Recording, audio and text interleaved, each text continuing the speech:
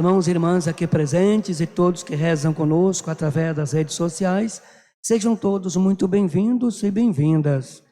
Nós estamos praticamente encerrando a 5ª semana do tempo comum. Jesus faz bem todas as coisas. Os eventos relatados no texto de hoje situam-se no território pagão de Tiro e Sidônia, hoje Líbano. Marcos faz questão de sublinhar o texto geográfico, talvez para enfatizar a missão dos gentios, os pagãos, que marcava a sua igreja. Mais uma vez, estamos diante de um milagre de Jesus que manifesta o poder de Deus que age nele, que causa espanto e alegria entre as testemunhas e que leva Jesus a proibir que a notícia se espalhe no território. Em si, o relato segue o roteiro de tantos outros. Uma pessoa sofrida, neste caso sofrendo de surdez, incapaz de falar corretamente. A compaixão da parte de Jesus que o leva a atender ao pedido de uma cura. A cura em si, a proibição de espalhar a notícia, o chamado segredo messiânico e a incapacidade das testemunhas de guardar o segredo. A violação da proibição por parte da multidão traz à tona a questão da verdadeira identidade de Jesus, dando a impressão de que ele é muito mais do que um simples curador. As palavras que expressam o entusiasmo da multidão diante dele são tiradas de uma seção apocalíptica de Isaías, sugerindo que, nas atividades de Jesus, o reino de Deus se faz sempre presente. Mais uma vez, o segredo messiânico em Marcos nos faz perguntar sobre o seu sentido.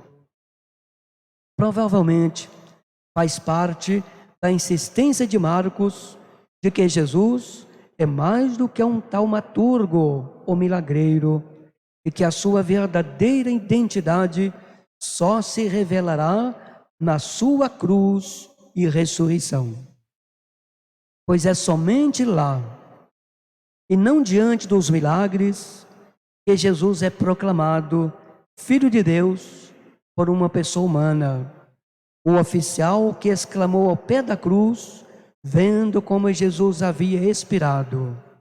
De fato, esse homem era mesmo Filho de Deus. Marcos 15, 39. Para Marcos, uma fé baseada nos milagres é sempre ambígua, pois pode levar ao seguimento de Jesus por motivos errôneos, interesseiros e duvidosos. Para corrigir essa tendência na sua comunidade, ele insiste que só se pode proclamar Jesus com o título messiânico Filho de Deus ao pé da cruz, onde não há lugar para dúvidas, pois só se pode crer na fraqueza de Deus, como diria Paulo, que é mais forte do que a força humana. 1 Coríntios 1, 25. Um alerta para muitos de nós. Podemos ver um sentido mais simbólico para os nossos dias na cura relatada, o de abrir os ouvidos e soltar a língua, pois a tecnologia de hoje e os meios de comunicação em geral, frequentemente atrelados e coniventes, procuram muitas vezes tapar os ouvidos do povo diante dos gritos dos sofridos, pois fazem questão de camuflar a realidade sofrida de milhões, escondendo a realidade ou banalizando-a, como fica claro na maioria dos noticiários de televisão, por exemplo. Também as forças dominantes deixam cada vez mais os excluídos sem voz. Só pode ter voz ativa quem produz e consome na nossa sociedade materialista e consumista. Diante da surdez e mudez física, Jesus cura. O Evangelho e a atividade evangelizadora das igrejas devem ajudar as pessoas para que ouçam o grito dos oprimidos e para que ajudem a devolver a voz àqueles a quem lhes foi tirada. Dia 7 de setembro, todo ano, se comemora o dia do grito dos excluídos, uma maneira de as igrejas e todas as pessoas de boa vontade assinalar que o nosso trabalho missionário deve estar em favor dos excluídos e menos favorecidos da sociedade. Jesus fez bem todas as coisas, fez os surdos ouvir e os mudos falarem. Que se possa dizer isso de todas as igrejas que ajudamos a devolver a capacidade de ouvir dos gentios, dos gemidos dos sofredores, a tantas pessoas ensurdecidas pela tecnologia dominante e que ajudamos os sem voz a recuperar a voz ativa nas decisões das igrejas e da sociedade em geral. O surdo-mudo, prezados irmãos e irmãs, como vimos no Evangelho, não foi até Jesus.